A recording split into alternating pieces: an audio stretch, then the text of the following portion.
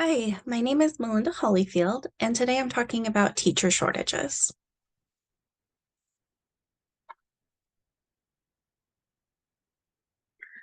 So I have been wanting to be a teacher for many years. I went back to school a little bit later, and I earned my Associates of Science in Teaching from Fall State. And then I enrolled in the Tennessee Tech Education Program to get my degree in ESL education for K through 12. After seeing a lot of my friends become teachers and the difficulties they were experiencing, not just with pay, but also with their administrators and the students and the parents, it really discouraged me from continuing with my teaching education.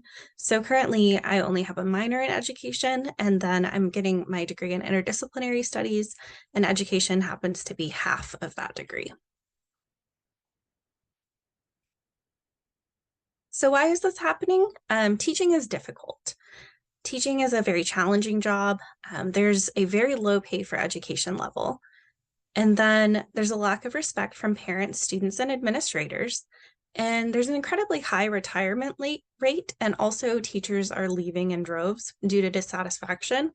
And then the graduates coming into a teaching education are very low as well. So there are not enough graduates to fill the spots that are opening. So how can we resolve this?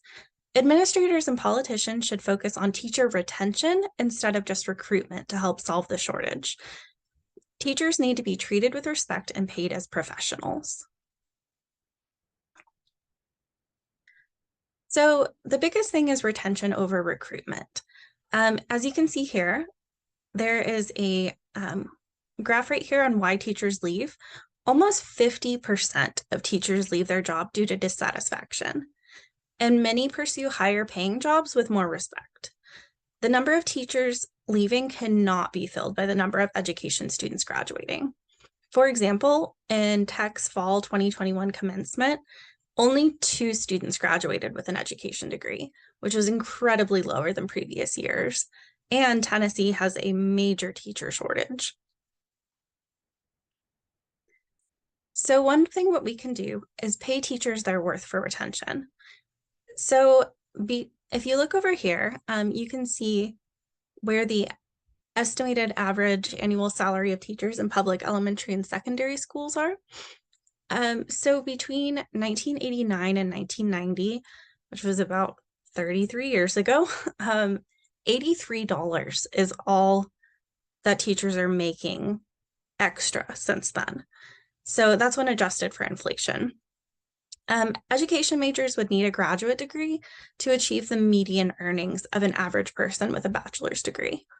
It takes 27 years for teachers to make $74,000, where on average it takes much less time for a typical person with a bachelor's degree to earn that much money. So the cost of this change, less than you'd think. So those 50% of teachers leaving for dissatisfaction, it's not just pay, but typically the main reason is due to their environment.